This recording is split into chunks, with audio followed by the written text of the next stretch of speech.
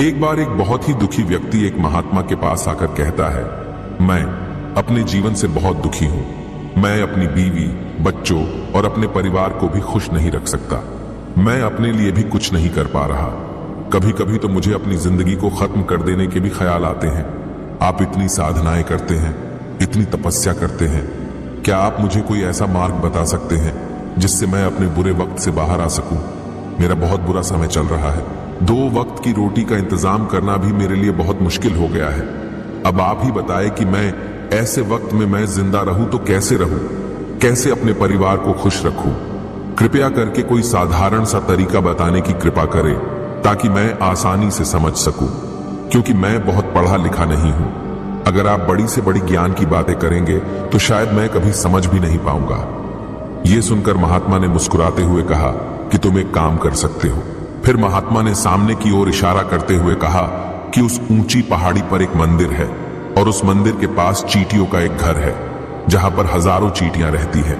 तुम्हें सुनने में बड़ा अजीब लगेगा, लेकिन वो चींटियां उस मंदिर की जमीन को खराब कर देती है, उस मिट्टी की उपजाऊ शक्ति को खत्म कर देती है, जिसके कारण वहां पर कोई भी पेड़ या कोई भी घास पनप नहीं पाती है।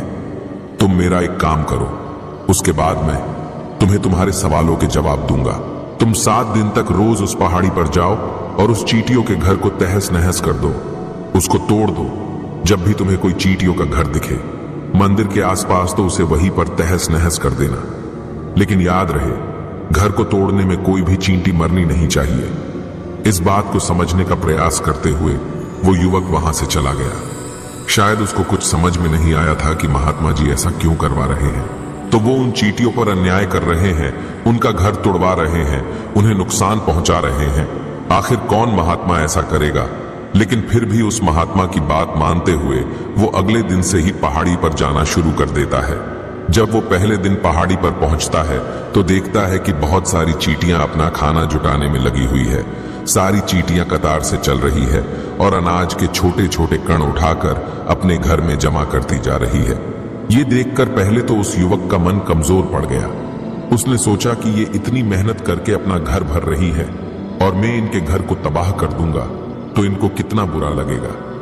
लेकिन फिर उसने उस महात्मा की बात याद करते हुए उस घर को तोड़ना शुरू कर दिया। जल्द ही चींटियों में हाहाकार मच गया।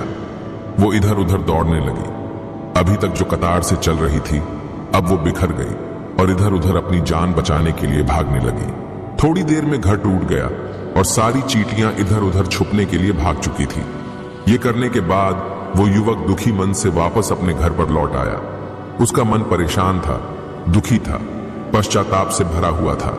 फिर उसने अपने बिस्तर पर रात में लेटे लेटे ही सोचा कि अब तो उन चींटियों का घर तबाह हो चुका है, अब वहां वापस जाने का क्या फायदा होगा, क्योंकि चींटियों का घर तहस नहस करने के लिए महात्मा जी ने कहा था, जो मैं कर चुका हूं।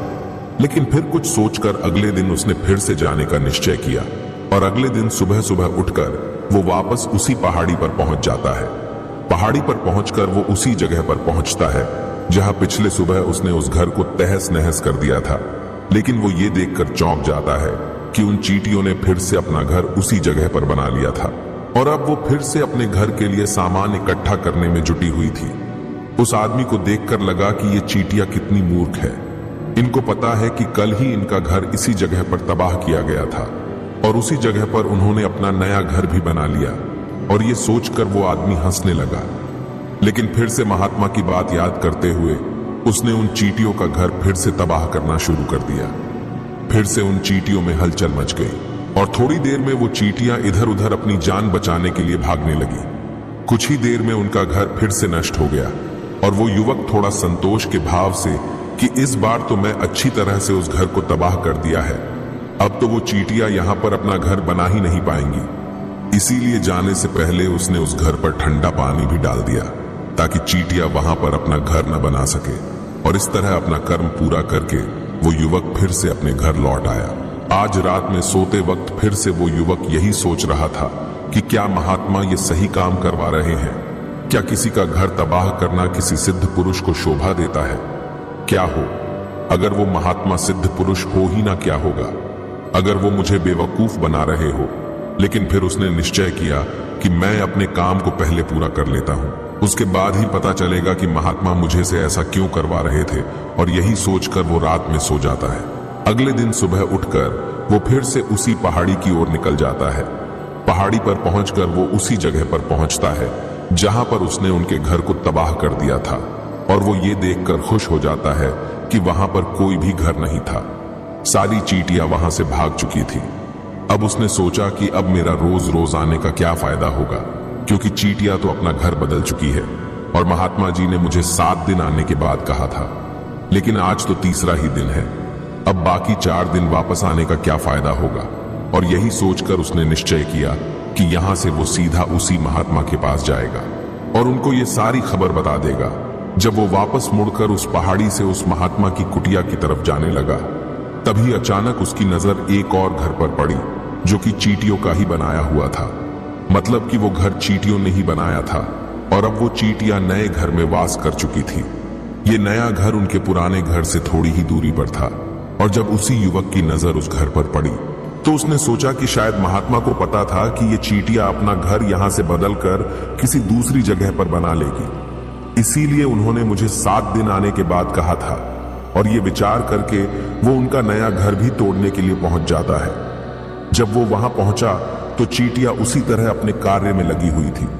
वो अपने लिए खाना इकट्ठा कर रही थी और अपने घर में जमा कर रही थी। जब पुराना घर टूटा था, वहां भी अनाज के कण बचे हुए थे, और चींटियां वहां से भी अनाज इकट्ठा कर करके वापस अपने नए घर में ला रही थी। अब यहां पर फिर से युवक का मन थोड़ा कमजोर पड़ गया, क्योंकि वो खुद भी कमजोर था, खुद भी वक्त का मारा हुआ था। इसीलिए उसके मन में उन चींटियों के प्रति दया का भाव उमड़ रहा था। उनके ऊपर उसे दया आ रही थी। वो चाहता था कि उनकी मदद करे, लेकिन वो उल्टा उनको नुकसान पहुंचा रहा था। लेकिन उस महात्मा की बात को याद करते हुए उसने फिर से उस घर को तोड़ने का निश्चय किया, और उसने इस बार बड़ी ही सावधानी के साथ बिना किसी चींटी को कोई नुकसान पहुंचाए वो घर तबाह करना शुरू कर दिया। वक्त थोड़ा ज्यादा लगा, क्योंकि किसी भी चींटी को नुकसान न पहुंचने की शर्त महात्मा ने पहले ही रखी थी। इसीलिए उसको बड़ी सावधानी के साथ उन घरों को तबाह कर रहा था। लेकिन आखिरकार उसने उस घर को भी तबाह कर दिया, और उस घर को तबाह करने के बाद वो बड़े ही दुखी मन से, इस बार वो पहले से भी ज्यादा दुखी था, क्योंकि उसने उनका नया घर भी तोड़ दिया था। वो उन चींटियों को बसने ही नहीं दे रहा था, और वो अब अपने आप को शैतान या दानव समझने लगा था। लेकिन फिर भी उस महात्मा की बात को मानते हुए वो अपने घर पर दुखी मन से वापस आ गया। रात में सोने से पहले एक बार उसने फिर से सोचा कि मैं कितना बड़ा शैतान हूं, कितना बड़ा दानव हूं। पुराना घर तो छोड़ो, मैं उन चींटियों को कहीं भी बसने के लिए कोई जगह ही नहीं दे रहा हूं। वो चींटियां मेरे बारे में क्या सोचती होगी? वो कितना बड़ा दानव होगा उस परमात्मा को जो मेरे द्वारा ये काम करवा रहा है। लेकिन फिर भी उसने अगले दिन जाने का निश्चय किया, और अगले दिन सुबह सुबह वो फिर से वहां पर पहुंच गया। वो ये देखकर फिर से आश्चर्यचकित रह जाता है कि इस बार चींटियों ने एक और नई जगह पर अपना घर बना लिया था। वो तो पहले से भी ज्यादा ऊर्जा के साथ काम कर रही थी, और उन्होंने एक रात में पहले से भी बड़ा घर बना लिया था, और अब वो फिर से अपना अनाज और खाना इकट्ठा करने में जुटी हुई थी। ये देखकर उस आदमी को लगा कि ये चींटियां किस मिट्टी की बनी हुई है। मैं उनको बार बार यहां से भगाने की कोशिश कर रहा हूं, और ये वहीं पर अपना घर बना लेती है। क्या इनको पता नहीं है कि मैं यहां पर कभी भी बसने नहीं दूंगा?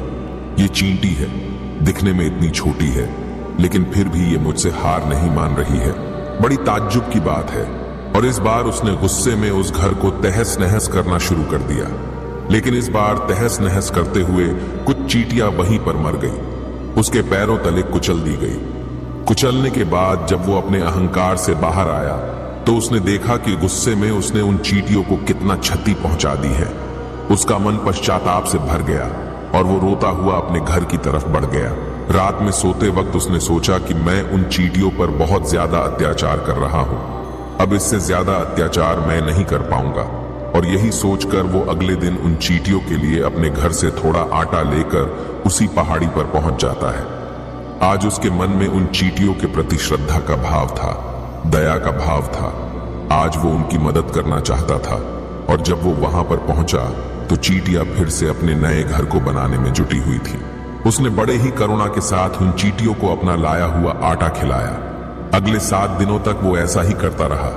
वो रोज सुबह जाता, उन चींटियों को अपने हाथों से आटा खिलाता। 7 दिन के बाद वो युवक उस महात्मा के पास पहुंचकर हाथ जोड़कर बोलता है कि हे महात्मा जी, मुझे माफ कर देना। मैंने उन चींटियों का घर तबाह करने के लिए बहुत कोशिश की। मैंने उनका घर तबाह किया भी। 1 बार नहीं 4 बार मैंने उनका घर तोड़ा। उसके बाद मैं हिम्मत नहीं कर पाया, उनके घर को नहीं तोड़ पाया। मैं समझ सकता हूं कि मैं आपका काम पूरा नहीं किया और इसके बदले आप मुझे तरीका भी नहीं बताएंगे जो कि मुझे मेरे बुरे समय से बाहर निकाल सकता है, लेकिन मुझे इसका कोई परवाह नहीं है। मुझे लगता है कि मैंने जो किया वो सही किया, इसीलिए मैं आपसे आज्ञा लेकर वापस जा रहा हूं। कृपया मुझे वापस अपने घर जाने की आज्ञा दीजिए। ये सुनकर महात्मा ने मुस्कुराते हुए कहा कि अरे बेटा, कहां चल दिए? रुको तो सही, जलपान तो कर लो, थोड़ी देर ठहर जाओ, उसके बाद चले जाना। और ये कहकर वो महात्मा उस युवक के लिए पानी लेकर आते हैं। पानी पिलाने के बाद महात्मा उस युवक से पूछते हैं कि तुम मुझे ये बताओ कि आखिर तुम उन चींटियों का घर तबाह क्यों नहीं कर सके? वो चींटियां तो छोटी है और तुम इतने विशालकाय हो, फिर भी तुम उन छोटी छोटी चींटियों का घर तबाह नहीं कर पाए। कहां है तुम्हारी शक्ति, तुम्हारा बाहुबल? इसका जवाब देते हुए उस युवक ने कहा कि हे महात्मा, मैंने उन चींटियों का घर तबाह कर दिया था। बार बार किया था। एक बार तो अपने गुस्से में उन चींटियों को भी हानि पहुंचा दी थी, लेकिन जिस दिन मैंने उनको हानि पहुंचाई उसी दिन मुझे लगा कि मैं उनको क्यों हानि पहुंचा रहा हूं, क्यों इनको इतनी तकलीफ दे रहा हूं, और उसी दिन से मैंने उनको क्षति पहुंचाने की वजह, नुकसान पहुंचाने की वजह उनकी सहायता करनी शुरू कर दी। ये सुनकर उस महात्मा ने कहा कि ये ही तो सीखने की बात है। एक छोटी सी चींटी हमें जीवन का संदेश दे जाती है। मैंने तुम्हें उन चींटियों का घर तबाह करने के लिए नहीं भेजा था, मैंने तुम्हें भेजा था ताकि तुम उन चींटियों से कुछ सीख ले सको। तुम्हें क्या सीख मिली? उन चींटियों से क्या मुझे बता सकते हो? यह सुनकर उस युवक ने पूरी कहानी बयां कर दी। पूरी कहानी सुनने के बाद महात्मा ने मुस्कुराते हुए कहा कि बेटा, पहली सीख जो इन चींटियों से ले सकते हैं वो ये थी कि तुमने कितनी ही बार उनके घर को तोड़ने की कोशिश की, कितनी ही बार प्रयास किया कि उनके घर तबाह हो जाए, लेकिन वो हर बार अपना नया घर बना लेती थी। उन्होंने कभी भी हार नहीं मानी। अगर वो हार मान लेती तो वो चींटियां तुम्हें वहां पर नहीं मिलती। जीवन कार्यशीलता का नाम है, लेकिन हम मनुष्य 1-2 बार हार मिलने पर ही टूट जाते हैं, हताश हो जाते हैं और फिर जीवन में प्रयास ही नहीं करते। और कुछ लोग तो अपनी जिंदगी को खत्म करने को उतारू हो जाते हैं। लेकिन जानवरों में तुमने एक बात देखी होगी कि वो अपना जीवन खुद से कभी खत्म कर ही नहीं सकते हैं। तुमने कभी नहीं सुना होगा कि किसी जानवर ने आत्महत्या कर ली, चाहे वो जानवर कितना भी भूखा क्यों ना हो, कितना ही दुखी क्यों ना हो, लेकिन वो अपने जीवन के लिए हमेशा संघर्ष करता रहता है। लेकिन वही दूसरी तरफ हम मनुष्य 1-2 बार हताश होने पर ही अपना जीवन खत्म कर लेते हैं। जीवन तो कर्मशीलता है, कर्म करने का नाम है। जीवन और मृत्यु आखिरी विश्राम है, परम विश्राम है। इसीलिए मृत्यु से पहले कर्म करना कभी मत छोड़ना, क्योंकि मृत्यु के बाद तो तुम परम विश्राम में चले ही जाओगे। तो उससे पहले कर्म करना क्यों छोड़ रहे हो? क्यों हताश हो रहे हो? अगर तुम्हारा एक घर टूट गया है तो दूसरा घर बनाने का प्रयास करो, कोशिश करो, और कोशिश करने वालों की कभी हार नहीं होती। ये तुम उन चींटियों से देख चुके हो। देखने में तुमसे कितनी छोटी है वो चींटियां और तुम इतने बड़े हो, लेकिन उनका मन तुम्हारा मन से इतना बड़ा है, इतना विशाल है, इतना दृढ़ संकल्प है कि इतनी बार घर टूटने पर भी उन चींटियों ने कभी हार नहीं मानी। दूसरी सीख ये है कि जब भी हमारे ऊपर बुरा समय आता है, हमें लगता है कि ये समय कभी नहीं जाएगा, ये समय मेरे जीवन को बर्बाद कर देगा, मुझे कभी नहीं जीने देगा, और अपने इन्हीं ख्यालों से, अपने इन्हीं विचारों से, जिसका असलियत में कोई भी अस्तित्व नहीं है, वो सिर्फ विचार है, और वही विचार हमारे मन को दुखी कर देती है, और इसीलिए हम प्रयास करना भी छोड़ देते हैं। लेकिन तुम खुद सोचो कि बार बार प्रकृति हमें क्षति पहुंचाएगी, नुकसान पहुंचाएगी, लेकिन कब तक पहुंचाएगी? अगर हम बार बार फिर से उठ के फिर से नया प्रयास करते रहेंगे तो प्रकृति भी हमारे सामने घुटने टेक देगी, और वो भी एक दिन हमारे ऊपर दयावान हो जाएगी, कृपालु हो जाएगी, और वो हमें सब कुछ देने लगेगी जिसकी हमने कभी कामना की थी। तुमने खुद देखा कि तुम उन चींटियों को तबाह करने के लिए पहुंचे थे, लेकिन बाद में तुम ही उन चींटियों को अनाज और आटा देने लगे, तुम ही उन पर कृपालु हो गए। क्यों हुए? क्योंकि तुमने देखा कि वो चींटियां हार ही नहीं मान रही है। इसी तरह अगर तुम भी अपने जीवन में कभी हार नहीं मानोगे तो एक न एक दिन ये प्रकृति तुम्हें वो सब कुछ देगी जो तुम अपने जीवन में पाना चाहते थे। इसीलिए दो सीख याद रखना, कर्मशीलता कार्य करते जाना, और दूसरा कि एक न एक दिन प्रकृति तुम्हारी उस कर्म का परिणाम तुम्हें जरूर देगी। तो दोस्तों, मैं आशा करता हूं कि आपको इस वीडियो से काफी कुछ सीखने को मिला होगा। तो फिर मिलते हैं अगले वीडियो में।